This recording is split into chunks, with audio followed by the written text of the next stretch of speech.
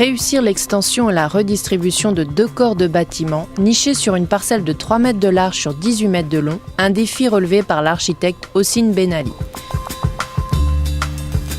3 ans de travaux après, se dresse en plein Paris une habitation de 130 mètres carrés organisée en 5 étages. Visite de cette maison de verre. C'est-à-dire que c'était assez sombre, avec des planchers, des cloisons, c'était complètement cloisonné. Et donc, ce qu'il fallait faire, première des choses, c'était ouvrir l'espace au maximum.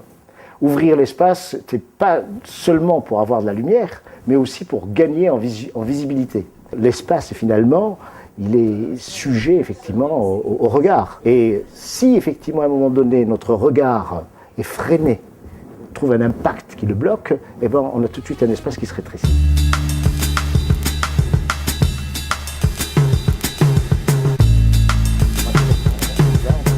Là, c'est un peu le repère des parents, donc des propriétaires, où on a voulu consacrer complètement cet étage nouveau, ce 2e étage, à leur vie, à leur vie de couple. Donc là, c'est la salle de bain. Donc les propriétaires ont voulu effectivement avoir une salle de bain un peu particulière, et notamment au niveau des matériaux. Et là, nous avons travaillé effectivement le béton brut.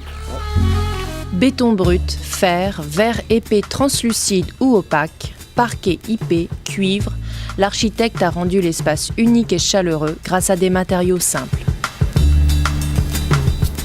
Le patio, donc un espace ouvert sur le ciel, où il y a effectivement un apport de fraîcheur assez intéressant, même en été. La seconde maisonnette, reliée tel un cordon ombilical par l'escalier à la maison mère, a trouvé une autre fonction, une chambre d'adolescente. Vers l'extérieur, donc le patio. Donc sous-sol, rez-de-chaussée, 1er, 2e et terrasse. C'est le 5e niveau de la maison. Nous sommes donc sur la terrasse, donc le 5e niveau. Et là, on se rend compte effectivement de l'étroitesse vraiment de la parcelle. Alors je rappelle qu'elle fait quand même 3 mètres de large, intérieure, sur 18 mètres de long. Et pourtant, cette maison de verre n'a pas à rougir de ses dimensions, puisque dans ce puits de lumière, l'impression d'espace est totale.